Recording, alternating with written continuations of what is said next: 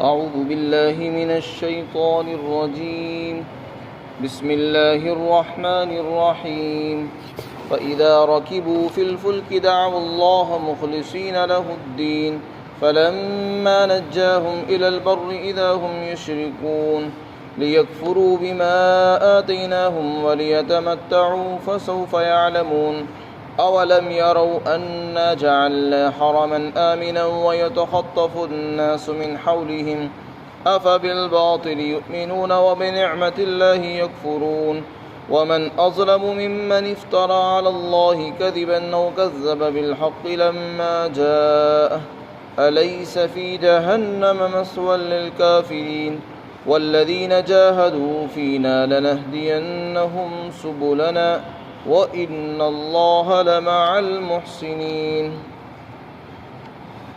اور جب یہ کافر لوگ کشتیوں میں سوار ہوتے ہیں تو صرف اللہ کو پکارتے ہیں، اسی کے لیے اعتقاد کو خاص کر کہ جب اللہ ان کو نجات دے دیتا ہے خشکی کی طرف تو فوراً ہی شرک کرنے لگتے ہیں تاکہ وہ ان نعمتوں کی ناشکری کریں جو ہم نے ان کو عطا کی، اور تاکہ وہ مزے اڑائیں تو وہ عنقریب جان لیں گے۔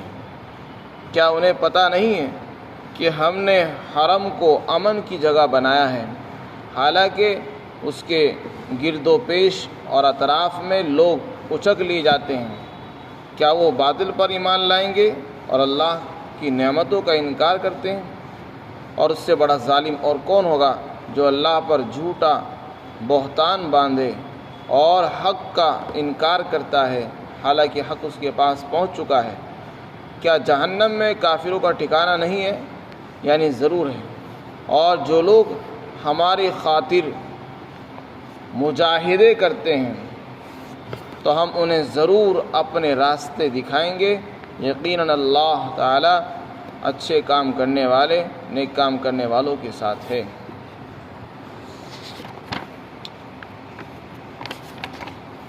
مشرکین مکہ اور اس زمانے کے مشرکین دونوں کا حال ہی یہ تھا کہ ویسے تو ساری زندگی بت پرستی کرتے، بتوں کی پوجا کرتے ہیں، لیکن جب کسی مشکل میں، مصیبت میں پھنس جاتے ہیں اور کوئی مصیبت آڑے آ جاتی ہے تو اس وقت اپنے سارے دیوی دیوتاؤں کو، بتوں کو بھول کر صرف اللہ کو پکارتے ہیں۔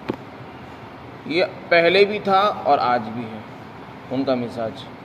جتنے بھی لوگ ہیں اللہ کو چھوڑ کر بتوں کی، پتھروں کی اور مخلوق کی پوجا کرتے ہیں، ان سب کا حال یہ ہے کہ جب اللہ تعالیٰ ان پر کوئی مصیبت بھیجتا ہے، مثلا طوفان آ جائے، کوئی زلزلہ آ جائے، آندھی طوفان چل جائے، تو وہ سارے بتوں کو بھول جاتے ہیں۔ اس وقت تو صرف اللہ کو یاد کرتے ہیں اور دعا کرتے ہیں کسی طرح وہ یہ مصیبت ٹلے اور ہمیں نجات مل جائے۔ اس کی مثال یہ ہے، مکہ کے لوگ جب سفر کرتے تھے دریا کا، سمندر کا سفر کرتے تو سمندر میں طوفان آ جاتا تھا، طغیانی آتی اور کشتی ڈگمگانے لگتی تھی۔ جب کشتی ڈگمگانے لگتی تو ڈوبنے کا خطرہ بڑھ جاتا تھا اور انہیں اپنی جان کا خطرہ لگا رہتا تھا کہ کہیں ایسا نہ ہو کہ ہم اسی سمندر میں غرق ہو جائیں اور اپنے گھر تک بھی نہ پہنچ سکیں، حالانکہ ہمارے گھر میں بیوی ہیں، بچے ہیں اور مال جائیداد سب کچھ ہے۔ تو انسان کو اس وقت بہت زیادہ فکر لاحق ہو جاتی ہے کہ اگر میں یہاں ہلاک ہو گیا تو میرے گھر کا کیا ہوگا، میرے بچوں کا کیا ہوگا۔ تو اللہ تعالیٰ فرماتے ہیں جس وقت یہ سوار ہوتے ہیں کشتیوں کے اندر، سمندر کا سفر کرتے ہیں، اور اس وقت کوئی اچانک سے طوفان آ جائے، موج آ جائے اور ان کی کشتی ڈگمگانے لگتی ہے، تو پھر ایسے وقت میں خاص اعتقاد کر اللہ کو ہی پکارتے ہیں۔ اس وقت ان کے نظر میں اور کوئی نہیں ہوتا مصیبت کو دور کرنے والا سوائے اللہ کے۔ اس وقت ان کا یقین خالص ہوتا ہے اللہ کے ساتھ۔ تو یہ یقین خالص کب تک رہتا ہے؟ جب تک مصیبت نہیں ٹلتی، اور دعا کرتے ہیں کسی طرح یہ مصیبت ٹل جائے۔ لئن انجیتنا من هذه لنکونن من الشاکرین، اگر تو نے ہمیں اس مصیبت سے نجات دے دی تو ہم تیرے شکر گزار بندے بنیں گے۔ یہ وعدے کرتے ہیں کہ اے اللہ تو ہمیں نجات دے دے، چھٹکارا عطا فرما دے، مصیبت سے چھٹکارا دے دے، اور پھر ہم تیری شکر گزاری کریں گے، تیرے شکر گزار بنیں گے۔ لیکن اللہ تعالیٰ فرماتے ہیں یہ سب جھوٹے وعدے ہوتے ہیں۔ جب ہم ان کو نجات دے دیتے ہیں، سمندر سے خشکی پر کنارے پر لگا دیتے ہیں اور ان کی کشتی پار ہو جاتی ہے، تو پھر کیا ہوتا ہے؟ یہ سمجھ جاتے ہیں کہ اب تو ہم بچ ہی گئے، اب کیا ضرورت ہے؟ پھر دوبارہ بت پرستی کے اندر مبتلا ہو جاتے ہیں، دوبارہ سے اسی شرک اور کفر کے راستے پر چل دیتے ہیں اور اللہ کو بھول جاتے ہیں۔ یہ ہر انسان کا مزاج ہے، جتنے بھی لوگ مشرکین ہیں اور کافر ہیں، کہ وہ مصیبت کے وقت تو بس اللہ کو یاد کرتے ہیں، اور مصیبت کا وقت جہاں گیا اس کے بعد اللہ کو نہیں جانتے، اور پھر دوبارہ سے برائی کے راستے پر پڑ جاتے ہیں، تاکہ یہ ان نعمتوں کی ناشکری کرے جو ہم نے ان کو عطا کی اور مزے اڑائیں۔ تو مزے اڑانے کے لیے اور ناشکری کرنے کے لیے یہ سب کام کرتے ہیں۔ تو اللہ تعالیٰ فرماتے ہیں ایسے لوگوں کو عن قریب پتہ چل جائے گا، ان کی ناشکری کا انجام ان کو معلوم ہو جائے گا۔ انہوں نے اللہ کو یہ سمجھ لیا کہ شاید اللہ کو پتہ نہیں، ان کو پتہ چلے گا جب موت آئے گی تو اس کو پتہ چل جائے گا کہ اللہ کو دھوکہ دینے کا کیا انجام ہے۔ اسی طریقے سے مکہ کے جو مشرک تھے، کافر لوگ تھے، ان کے بارے میں اللہ تعالیٰ نے فرمایا، جب ان سے کہا جاتا تھا کہ تم ایمان لے آؤ، تو بعض مرتبہ وہ یہ خدشات پیش کرتے تھے کہ اگر ہم نے اسلام قبول کر لیا تو عرب کے دوسرے قبیلے خاندان کے لوگ ہمارا جینا مشکل کر دیں گے، کہیں ایسا نہ ہو کہ ہمیں اچک لیں اور ہمیں ہماری سرزمین سے نکال باہر کر دیں۔ تو اللہ تعالیٰ نے فرمایا کہ ایسا کیسے ہو سکتا ہے؟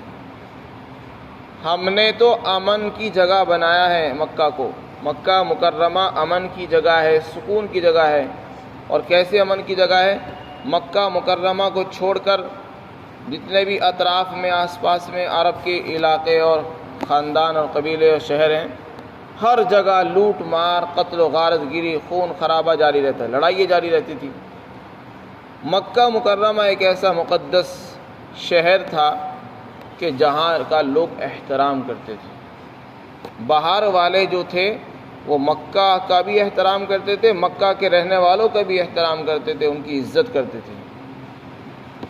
وہ باہر کے لوگ اگر کوئی قافلہ جاتا اس کو لوٹ لیا کرتے، قتل کر دیا کرتے تھے، لیکن جب پتہ چلتا کہ یہ مکہ کے رہنے والے ہیں تو ان کی عزت کرتے تھے اور تلواریں اپنے نیام میں ڈال دیا کرتے تھے۔ اس قدر احترام تھا صرف مکہ کی نسبت پر کہ یہ مکہ کے باشندے ہیں، وہاں کے متولی، وہاں کے خادم ہیں، حاجیوں کو پانی پلاتے ہیں، اس لیے ان کی عزت کرتے تھے۔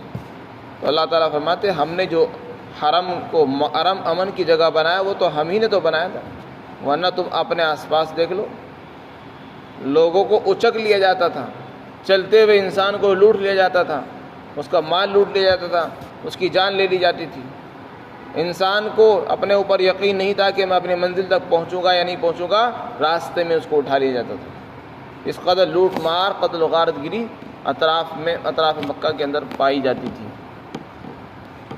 تو اللہ تعالیٰ فرماتے جب ہم نے تم کو تمہارے کفر اور شرک کے ہوتے ہوئے امن دے رکھا ہے اور اس قدر عزت دے رکھی ہے دوسروں کی نگاہوں میں، تو کیا جب تم ایمان لے آؤ گے ہم تمہیں عزت نہیں دیں گے؟ کیا پھر تمہیں امن نہیں ملے گا؟ یہ تمہاری سوچ غلط ہے، ایمان لے آئیں گے تو یہ ہمارا امن ختم ہو جائے گا، نہیں، پھر اللہ اور زیادہ عزت دے گا۔ اور دوسری بات یہ بھی جان لینی چاہیے، مفسرین نے لکھا ہے کہ اللہ تعالیٰ یہ بتانا چاہتے ہیں امن تو ہم ہی نے دیا ہے یا بتوں نے دیا ہے؟ مکہ کو سکون کی جگہ بنایا ہے، اور ہر انسان چاہتا ہے کہ ہمارے ملک میں، ہمارے شہر میں امن ہو، امن سے بڑھ کر کوئی نعمت نہیں۔ اگر وہاں فساد فتنے ہونے لگے تو انسان کی زندگی، کاروبار، دکان مکان سب ختم ہو جاتے ہیں، کاروبار بھی ختم ہو جاتے ہیں اگر سکون نہ ہو کسی شہر میں۔ تو یہ کاروبار جو چل رہے ہیں، بازار چل رہے ہیں، انسان کی معیشت چل رہی ہے، یہ سکون کی وجہ سے ہے۔ اگر سکون نہ ہو سارے کاروبار ختم۔ تو اللہ تعالیٰ فرماتے ہیں کہ ہم نے امن دیا ہے، بتوں نے نہیں دیا ہے۔ جب امن ہم نے دیا تو تم بتوں کی پوجا کرنے کے لیے کیوں ان کے پیچھے پڑے ہوئے ہو؟ بتوں کی پوجا کرنے کا مطلب تو یہ ہے کہ شاید امن اس نے دیا ہو۔ مکہ کو امن کی جگہ، تم کو عزت والے، اور تم کو جو باہر جا کر عزتیں مل رہی ہے وہ ہماری وجہ سے مل رہی ہے، بتوں کی وجہ سے نہیں۔ تو انسان کو سوچنا چاہیے کہ اس ذات نے ہمیں یہ عزت جو عطا فرمائی اپنے گھر کی نسبت سے بنائی، کیونکہ ہم اس گھر کے رہنے والے، اس کے پڑوس میں رہتے ہیں صرف، اور کچھ نہیں ہے، نہ ہمارے پاس دین ہے نہ ایمان ہے اور کچھ نہیں، صرف خانہ کعبہ کے پڑوسی ہیں۔ اس پڑوس کے ناطے اللہ نے ہمیں یہ عزت بخشی ہے کہ باہر کے لوگ ہمارا احترام کرتے ہیں۔ تو انسان کو تو خود سمجھنا چاہیے کہ ان بتوں نے ہمیں کچھ نہیں دیا، یہ اللہ کے گھر کی نسبت ہے اور اس کی لاج ہے کہ لوگ ہمارا اکرام کر رہے ہیں، تو اس پر تو اور انہیں جلدی ایمان قبول کر لینا چاہیے۔ تو اللہ تعالیٰ یہاں پر ان کو بتلانا چاہ رہے ہیں کہ تم جو یہ بہانے کرتے ہو یہ تمہارے جھوٹے بہانے ہیں۔ تمہیں تو چاہیے تھا کہ جب اللہ کے نبی تمہارے درمیان بھیجے گئے نبی بنا کر، تم فوراً ان کی دعوت قبول کرتے ہیں، اور تمہیں سوچنا چاہیے تھا کہ اللہ نے جب ہمیں اتنی عزت دے رکھی ہے تو ہم اللہ کو نہیں مانیں گے تو کس کو مانیں گے؟ تو تم نے ان کو نہ مان کر، نبی کو ٹھکرا کر، حق کو جھٹلا کر بہت بڑی ناشکری کی ہے، بہت بڑی غلطی کی ہے، جس کا انجام تم کو بھگتنا پڑے گا۔ تو فرمایا ہم نے امن کی جگہ بنایا، حالانکہ اس سے اطراف میں لوگ اچک لے جاتے تھے۔ فرمایا کیا ان ساری نعمتوں کے ہوتے ہوئے پھر بھی ایمان نہیں قبول کریں گے؟ اگر ایمان قبول نہیں کریں گے تو پھر اس کا انجام ہوگا۔ فرمایا کیا پھر بھی یہ لوگ اللہ پر ایمان نہیں لائیں گے اور اللہ کی نعمتوں کی ناشکری کرتے رہیں گے اور باطل پر ایمان لائیں گے؟ یعنی اتنی بڑی نعمت ملنے کے بعد تو خود ایمان لے آنا چاہیے تھا۔ پھر اس کے بعد فرمایا وہ آدمی سب سے بڑا ظالم ہے جو اللہ کی نعمتیں بھی استعمال کرے اور اللہ کی نعمتوں کی ناشکری کرے اور پھر اللہ پر ہی جھوٹا بہتان باندھ لے۔ مثلا اللہ نے مکہ والوں کو کتنی بڑی نعمت دی؟ امن دیا، عزت دی، سکون دیا، اور انہی کے خاندان میں ایک نبی بنا دیا، اور نبی بھی کوئی معمولی نہیں، بہت بڑے نبی، سید الانبیاء، تمام نبیوں کے سردار، امام الانبیاء۔ وہ نبی ان کے خاندان میں، ان کے شہر میں، ان کی بستی میں بھیج دیے، اور ان ساری چیزوں کے ہوتے ہوئے ایمان لانا چاہیے تھا، بجائے ایمان لانے کے کیا کہنے لگے؟ شرک کرنے لگے، اور اپنے شرک اور کفر کو حق سمجھتے تھے۔ تو یہ ان کا شرک کرنا یہ بھی اللہ پر جھوٹا الزام ہے۔ اس کو یہ سمجھنا کہ اللہ نے ہمیں شرک کرنے کا حکم دیا ہے اور حضرت ابراہیم علیہ السلام مشرک تھے نعوذ باللہ، اور یہ انہی کا دین اور ایمان ہے، یہ بھی تو اللہ پر بہتان ہے۔ حالانکہ اللہ نے کسی کو شرک کی اجازت نہیں دی۔ اگر کوئی مشرک یہ کہے کہ ہماری کتابوں میں شرک کرنا ایک اچھا عمل لکھا گیا ہے یا ہمارے خدا نے ہم کو شرک کرنے کا حکم دیا ہے، تو یہ اللہ پر بہتان ہے، یہ اللہ پر افطرا ہے۔ فرمایا ایسا آدمی ایک تو غلط کام کر رہا ہے اور پھر اس غلطی کو صحیح بتانے کے لیے اللہ کی طرف منسوب کر رہا ہے کہ ہمیں اس کا حکم اللہ نے دیا ہے، نعوذ باللہ۔ تو اس سے بڑا الزام اور کیا ہو سکتا ہے؟ فرمایا سب سے بڑا ظالم وہی انسان ہے۔ تو جتنے بھی انسان آپ دیکھیں گے جو آپ بتوں کی پوجا کر رہے ہیں، دیوی دیوتاؤں کی پوجا کر رہے ہیں، اگر آپ ان سے پوچھیں کہ آپ یہ کام کیوں کر رہے ہیں؟ کہ ہماری کتابوں میں لکھا ہوا، آسمانی کتابیں ہیں اور یہ خدا نے دی ہیں۔ حالانکہ شرک کی اجازت کسی دین میں نہیں دی، نہ کسی نبی کو دی، نہ کسی کتاب میں اللہ نے دی ہے۔ اور اگر کوئی کرتا ہے اور پھر اس کی نسبت خدا کی طرف کر کے کہتا ہے تو یہ سب سے بڑا ظالم ہوگا جو جھوٹا بہتان باندھ رہا ہے اللہ۔ اور جب حق بات ان کے پاس آئی، حق کو جھٹلا دیا اور اس غلط چیز کو پکڑ کے بیٹھ گئے۔ فرمایا سب سے بڑے ظالم ہیں یہ لوگ، اور جن کا ٹھکانہ جہنم ہے۔ فرمایا کیا جہنم کے اندر کافروں کا ٹھکانہ نہیں ہے؟ فرمایا یہ استفہام ہے، سوال کیا جا رہا ہے، یعنی ظالموں کا ٹھکانہ تو جہنم میں ہے ہی۔ تو یہ سمجھنے لگے کہ ہم صحیح راستے پر چل رہے ہیں، ایسا نہیں، جہنم میں ان کا ٹھکانہ ہوگا۔ آخری آیت شریفہ میں اللہ تعالیٰ نے بہت جامع مضمون بیان فرمایا۔ یہ آیت شریفہ بہت جامع ہے، اپنے اندر جامعیت رکھتی ہے۔ اس آیت شریفہ میں اللہ نے فرمایا کہ جو لوگ ہمارے خاطر، جن لوگوں نے مجاہدہ کیا، محنتیں کی، کوشش کی، تو ہم انہیں اپنے راستے بتائیں گے، ہم انہیں اپنا پتہ بتائیں گے جس سے وہ ہم تک پہنچیں گے، جنت بھی دکھائیں گے، جنت تک پہنچنے کے راستے دکھائیں گے، اللہ کو راضی کرنے کے طریقے ان کو سکھائیں گے۔ جاہد یجاہد، یہ مجاہدہ جوہد سے نکلا ہے۔ فینا کے معنی ہے اللہ کی خاطر، اللہ کو راضی کرنے کے لیے۔ اس آیت شریفہ کا مطلب یہ ہے کہ جو آدمی اللہ کو راضی کرنے کے لیے اللہ کی رضامندی حاصل کرنے کے لیے کوئی بھی جد و جہد کرے گا، کوئی بھی کوشش دین کی خاطر کرے گا، چاہے وہ علم حاصل کرنے کے راستے میں ہو، مثلا کوئی آدمی علم حاصل کرنے کے لیے نکلے اور اس علم حاصل کرنے کے لیے محنت کرے، کوششیں کرے، مصیبت اٹھائے، تکلیفیں اٹھائے، سفر کی مشقتیں اٹھا کر علم حاصل کرنے کے لیے دور دراز جائے، یا دعوت اور تبلیغ کے لیے محنت اور کوششیں کرے، یا فتنے والوں اہل فتن سے اور اہل باطل سے مقابلہ کرنے کے لیے ان سے بحث و مباحثہ کرے، مناظرہ کرے، تقریر کی شکل میں، تحریر کی شکل میں، بیانات کی شکل میں ان سے بحث کرے وغیرہ، یا حق بات کو ظاہر کرے باطل کے سامنے، حق کا اظہار کرنا، فرمایا یہ سب مجاہدہ ہے، یا اللہ کے راستے میں جہاد کرے، دین کو بلند کرنے کے لیے، اللہ کے کلمے کو بلند کرنے کی خاطر جہاد کرے، قتال کرے کفار اور مشرکین سے، اپنی جان کے ساتھ قربانیاں دیں۔ تو فرمایا یہ تمام صورتیں اس میں داخل ہیں، چاہے وہ علم کے راستے میں محنت ہو، دین کے راستے میں محنت ہو، یا جہاد ہو، یا اہل باطل سے مقابلہ ہو، ان تمام صورتوں میں انسان کو مصیبتیں پیش آتی ہیں، محنت کرنی پڑتی ہے۔ فرمایا جو آدمی اگر ان تمام انسانوں کی محنت خالص اللہ کے لیے ہوگی، یعنی کوئی آدمی علم حاصل کر رہا ہے اللہ کو راضی کرنے کے لیے، دعوت اور تبلیغ کے کام میں لگا ہوا ہے اللہ کو راضی کرنے کے لیے، جہاد کر رہا ہے اللہ کو راضی کرنے کے لیے، اور اہل فتن سے، فتنہ والوں سے اور اہل باطل سے مقابلہ کر رہا ہے اپنی تقریرات اور تحریرات کے ذریعے سے، صرف اللہ کو راضی کرنا مقصود ہے، کوئی اور مقصد اس کا نہیں ہے۔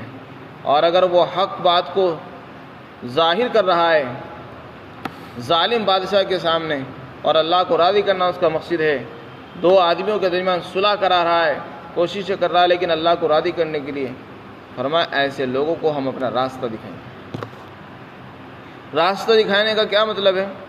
ایک مطلب اس کا یہ ہے کہ ہم ان کو اور زیادہ ہدایت دیں گے، اور دوسرا مطلب یہ ہے کہ ہم ان کو جنت تک پہنچائیں گے۔ ہم انہیں اپنے راستے بتا دیں گے، یعنی اپنا پتہ بتائیں گے، اللہ کہاں ملتا ہے، کیسے ملتا ہے، کس راستے پر چلنے سے اللہ ملے گا، خدا ملے گا، وہ راستے اللہ تعالیٰ ان کو سکھا دیتے ہیں۔ تو جو آدمی اللہ کی خاطر محنتیں کرے گا پھر اللہ تعالیٰ اس کو اپنے تک پہنچنے کے راستے دکھا دیتا ہے، چنانچہ پھر وہ اللہ تعالیٰ اس کے دل میں ایسی ایسی چیزیں ڈالتا ہے کہ وہ ان راستوں پر چل کر اللہ تک پہنچ جاتا ہے۔ جو آدمی اصلاح معاشرہ کے لیے کوشش کرتا ہے اللہ تعالیٰ اس کے ذہن میں ایسے ایسے طریقے القاء فرماتے ہیں جس سے معاشرے کی خرابی اس کے سامنے آ جاتی ہے، اور اس کے لیے ایسے اسلوب اور ایسے طریقے کار اللہ تعالیٰ الہام فرماتے ہیں جس سے اس کے لیے کام کرنا آسان ہو جاتا ہے۔ تو یہ آیت شریفہ بہت جامع ہے، اس میں دین کی تمام محنتیں شامل ہیں۔ جو آدمی دین کی کوئی بھی محنت کرے، اللہ کو راضی کرنا اگر مقصد ہے، تو پھر اللہ تعالیٰ کی طرف سے وعدہ ہے کہ اللہ تعالیٰ اس کو اور مزید ہدایت عطا فرمائیں گے اور اپنے راستے اس کو دکھائیں گے۔ پھر آگے فرمایا جو لوگ نیک عمل کرتے ہیں احسان کے ساتھ، یعنی بہت خوبی کے ساتھ، اللہ کو راضی کرنے کے لیے انتہائی خشوع و خضوع کے ساتھ، ایسے لوگوں کے ساتھ اللہ کی مدد ہوتی ہے اور اللہ تعالیٰ ان کے ساتھ ہوا کرتا ہے۔ اللہ تعالیٰ ہم سب کو اپنی توفیق عطا فرمائے۔